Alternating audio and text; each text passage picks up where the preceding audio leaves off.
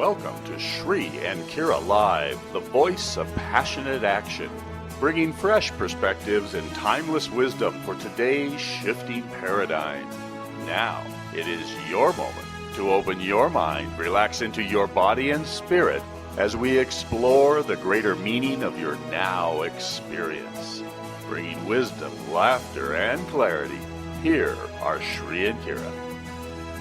Well, namaste, beloved ones. Welcome to the voice of passionate action, Shri and Kira Live. I am Kira Ra. And I am Shri Ram Ka, and we are delighted that you have chosen to join us today. You know, today is our final episode of our quantum healing series, Quantum Healing, Hype or Hope. And we've had such a journey, haven't we, Shri? It's just been extraordinary. It's been a lot of fun because everybody has an opinion, and everyone... Are you sure? I think so, because otherwise they wouldn't be talking. I guess that's the truth. You know, if we had no opinions, I guess we'd be pretty quiet. Well, I don't even want to go into that right now. But, you know, I love that we're culminating this series today with a very special guest, Dr. Eric Pearl, who'll be joining us in just a moment. And before we get into and dive into this culminating episode, I want to go back and let's chat about last week. We had some hype and hope conversations. Also, want to remind everybody, hey, grab the ebook, Kira's Cure. This ebook is more than about healing. This ebook is about revealing and about a way to live your life that literally cures everything. It's like a density cure. Absolutely, and we're delighted to have offered this companion book, you might say. It's kind of a life companion because it Indeed. will truly activate your spiritual path as well as cleanse your body. And, you know, it's so important. We wrote it with so much love and presence, and there's lots of information in there. I mean, it's jam-packed, and it's a whopping 99 cents. I mean, we did that because we just want everyone to get this book and really offer yourself the gift. Just give yourself and dive in, because the question is, quantum healing, hype or hope? And that's really what we're culminating with today. Well, and if just to remind everyone, you know, we've explored a little bit over the last few weeks, different ways of approaching situations in our life. And I say situations versus symptoms because we all get affected by life in one way or another. And whether that a little touch, and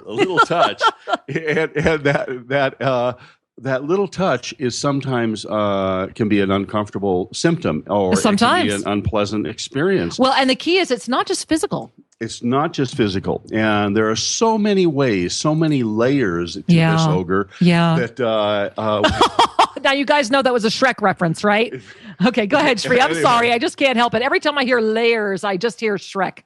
Well, really, it gets down to the recognition that while our consciousness is operating at a certain level or layer of our experience, because we are awake to whatever is catching our attention. Well, and you know, you and I have said it more than once that your level of attainment is your veil.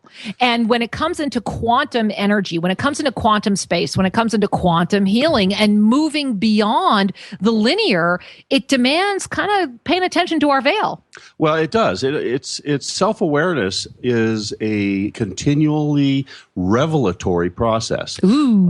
You know, when people are bored, I say, well, that's because you're being boring, because there's nothing boring about being awake. You know, if you want to be bored, come and sit with our Amazon parrots who, when they're bored, boy, do they let you know. They get vocal. Oh, do they ever? They get very vocal. It's an interesting phenomenon. You know, we just as a side note, having birds in the house is a quantum experience. Well, we've noticed they're very social, and they love to sing when the sun goes down. They love to sing when the sun is rising. Yes. And if they make noise in between, it's because they're PO'd. They are, and they want attention. And what I love is that, and the reason I say it's really a quantum experience is it's about presence. And really, in order to dive into quantum energy, in order to dive into connecting ourselves, it demands the opening. We have to be available. Absolutely. And so what we're referring to as the quantum energy is kind of really the space between the particles, the space between the space. The space between the space. So before we go any further and bring in our special guest today, bring your hand up. Right? Shri's looking at me going, oh God, Kira, really? Bring your hand up and no, not in the air like that, Shri. and just gaze at your hand, open up your fingers. and allow yourself now to just take your eyes in between two of your fingers. Just gaze at the space between the fingers. And this is a wonderful way to recognize the space between the space, this wonderful molecular particulate area that allows you to soften the gaze, soften the mind, and just say, okay, I'm going to be open, especially during the rest of the show. I'm going to be open, I'm going to be available, and I'm going to allow myself to drift into the quantum field, the quantum space, and to discover for myself, hey, is this hype or is this genuinely hope and beyond? Absolutely, because we all accept that we are more than our bodies. However, our minds have... And if you don't accept that, accept it right now. Well, play along with us for this show. I encourage you to play along. You're a Absolutely. whole lot more than your body. Yeah. And yet the mind, that part of us that likes to inform our consciousness, tends to think in hard and fast pictures. Our mind tends to think in terms of paradigms and beliefs. Right. And the mind isn't real facile when it comes to new experiences. It quickly tries to put a boundary around them. And yet it can be trained. Just like our guest today. Relax. Absolutely. You know, he was definitely trained through his life experience and what brought him into what he's doing now. Well, without further ado, let me offer a little background Please. on our guest for today. We're delighted to have with us the Reconnection founder, Dr. Eric Pearl. Now, Dr. Pearl has been featured in top media, including the Dr. Oz Show, the New York Times, CNN, and he has Eric! a wonderful internationally best-selling book called The Reconnection, Heal Others, Heal Yourself, and this is wondrous. It's now in more than 36 languages. That is so important. You know, I love when things get translated into all these languages. And as a validation, just for those of you that may not have heard of The Reconnection, this book has been endorsed by dozens of notable professionals, including Deepak Chopra and Wayne Dyer. Pardon me. I wasn't going to say it straight. Well, you know, my mouth sometimes has a different idea. It does. But that's another show. And just a little bit more about our guest. Dr. Pearl was running a successful chiropractic practice in Los Angeles when a series of bizarre occurrences. Exactly. And I love this part. We're going to that. ask about this. Led him to realize that he had a gift that was beyond the realm of spinal adjustments. Oh, well, of course, but what a wonderful place to start. Absolutely. And this gift of energy, this gift that began to show results in patients from all kinds of healings, from cancers to cerebral palsy, etc., led Dr. Pearl to consult with leaders, to explore, and then to write his book. So without further ado, we're delighted to welcome Dr. Eric Pearl. Welcome to Shrink Care Live.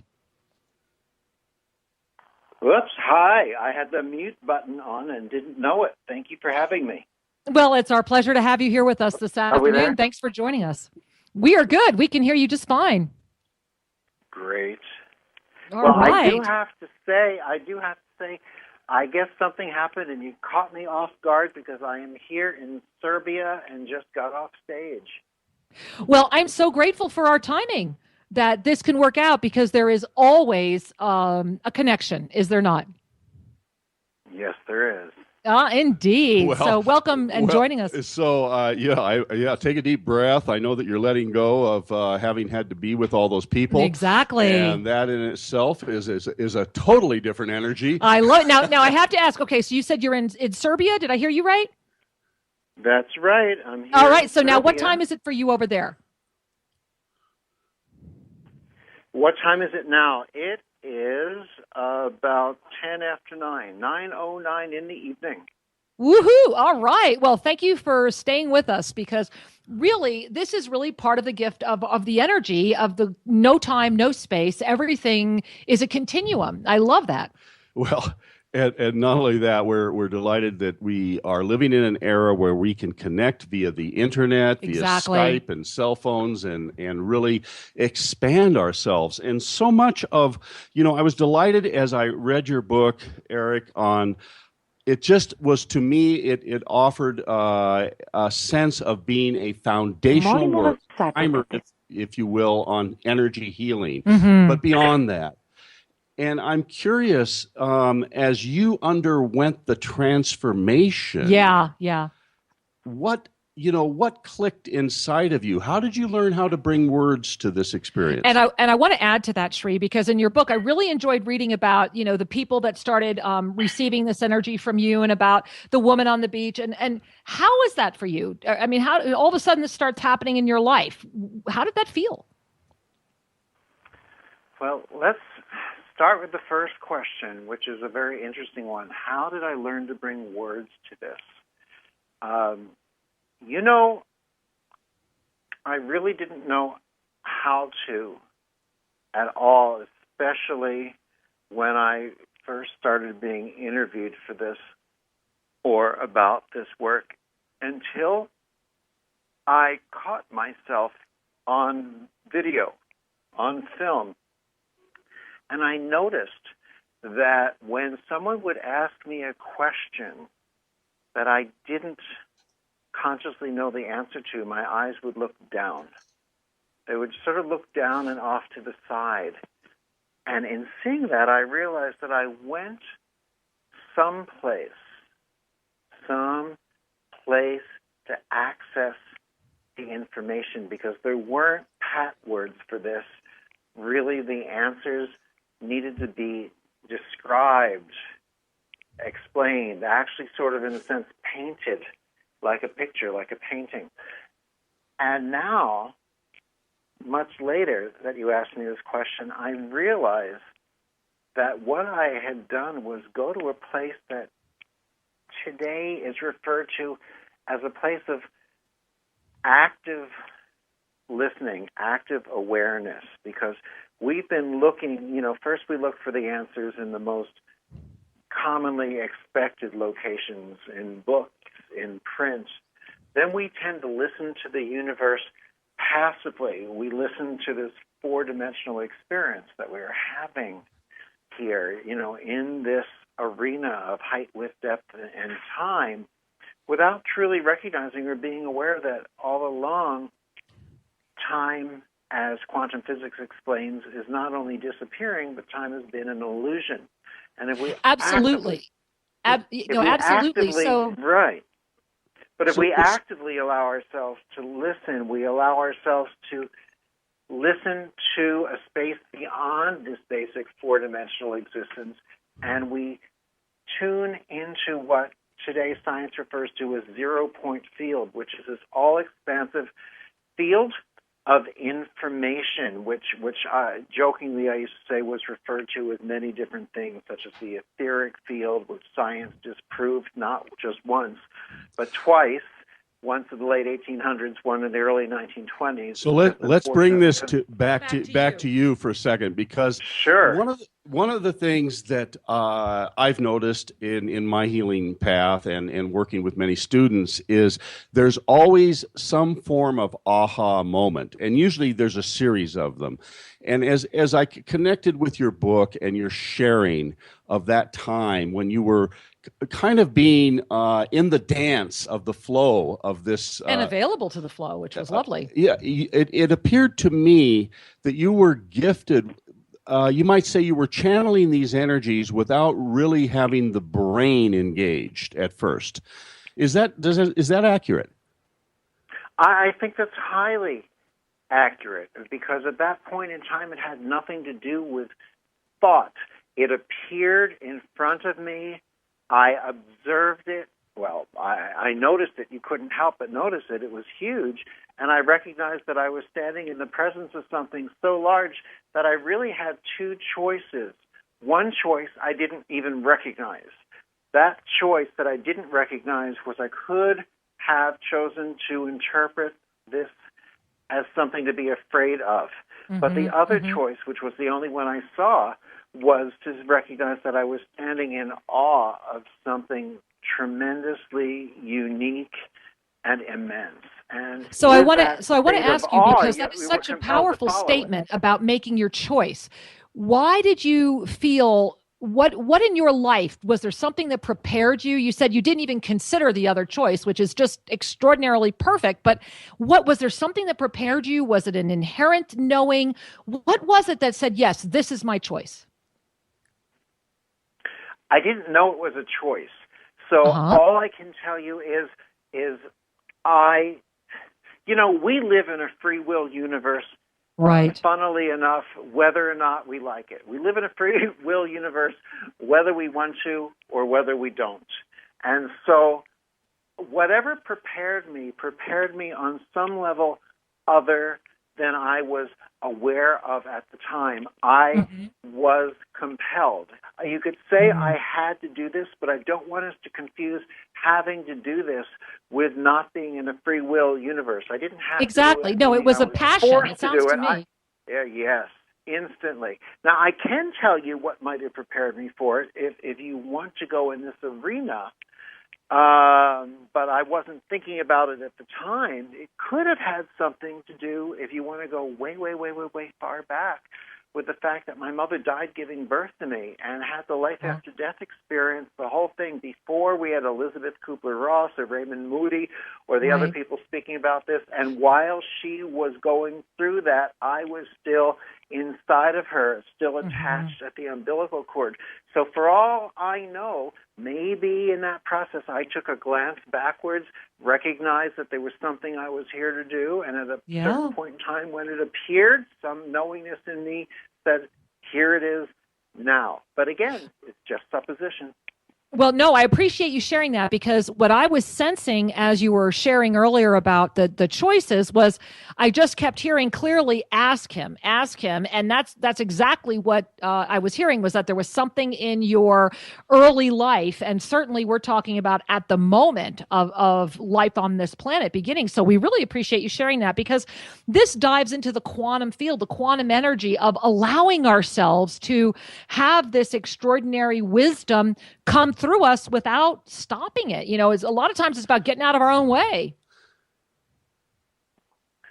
It was definitely that. There was nothing that seemed to be in my way. I mean, look, there was a little something unusual about the experience, of course. What had happened was that I was awakened in the middle of the night by a bright light. I opened my eyes to see what it was. It was the lamp next to my bed. It had turned itself on, which it hadn't ever done before, but I figured it was just something electrical, although electrical things usually turn them off, not on. Shorts turn things off, not on. But who knows? I wasn't thinking about it, but I did feel unusually, just for a moment, as if I had been being watched, as if someone had been in my home watching me. And that was an uncomfortable feeling, and so much so that I got up with my Doberman pinscher, a knife, and a can of pepper spray, and I went hunting through the house to see if someone was there. Honest to God, I did. Good for you.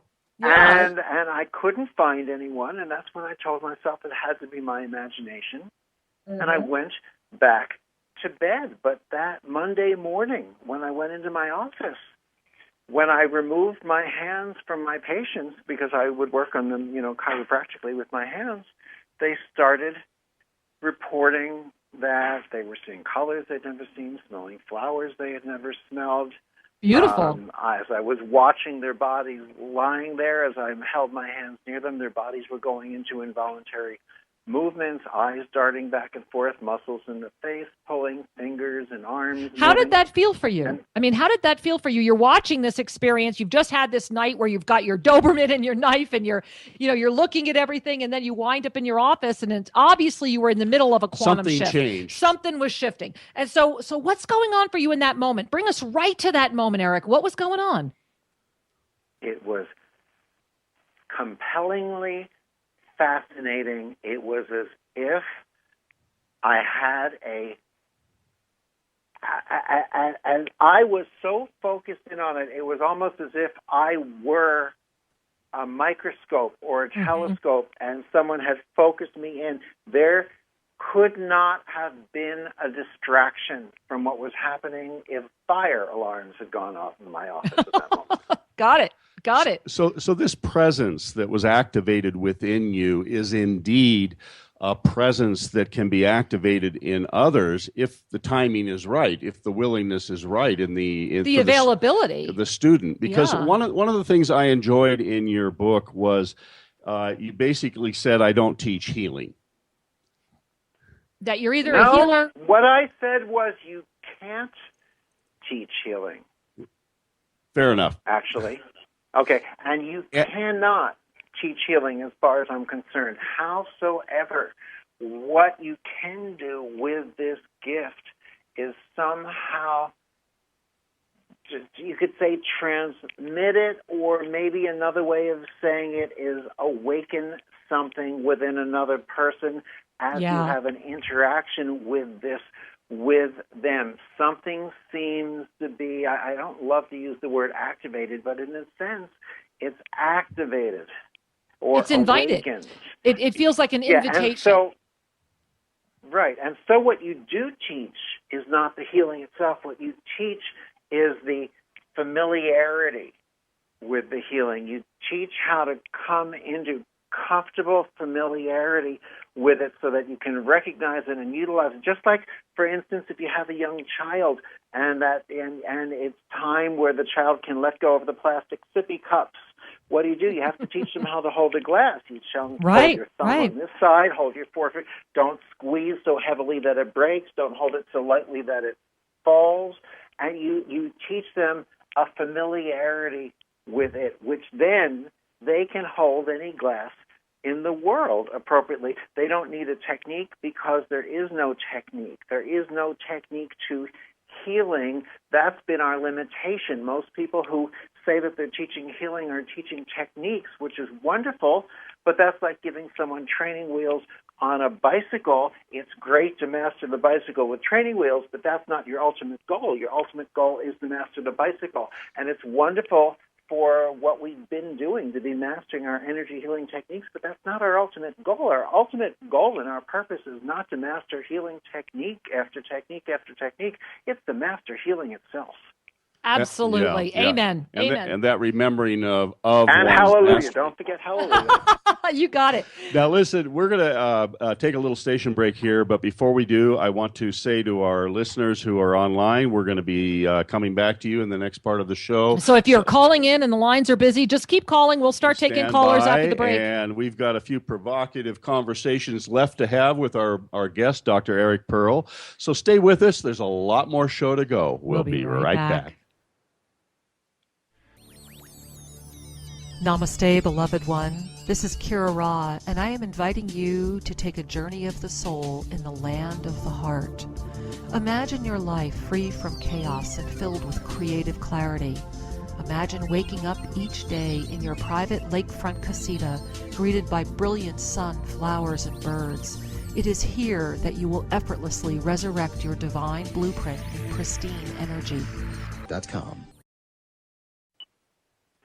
Welcome back. We are delighted that you have chosen to be here now. That you have jumped the quantum divide and said, hey, I'm hanging in there because I get it. I see what's happening. I see what's evolving. And whenever I say the phrase, be here now, you know who I'm remembering. You know what, Sri? Do not age yourself, okay? No, but the point of the matter is, so many of our listeners pick up the show in the archives. True. That's true. The calendar is irrelevant. So true. The now moment is when you're right connecting here with this energy, and thank you for being present. Indeed. And we want to just welcome back again our wonderful guest this afternoon, Dr. Eric Pearl, who's joining us from Serbia. Thank you so much. And, we were right before the break, we were really connecting with the gift of inviting people to remember themselves, inviting them to remember an energy, inviting them to reawaken, so to speak, the practitioner within. Well, and I want to focus that in the form of a question. So one of the things that I've experienced in my life is there are the moments where the energy flows, the moments where it could be an aha moment, it could be an epiphany, it could be that the mind went quiet and suddenly there's a feeling, a sense, and energy's flowing. And Dr. Pearl was sharing a little bit about that. But here's the piece. How do we awaken this in others? There's got to be more than one way to do everything. And I'd appreciate it, Eric, if you'd share with us a little bit on what you've learned over the years on how to awaken others.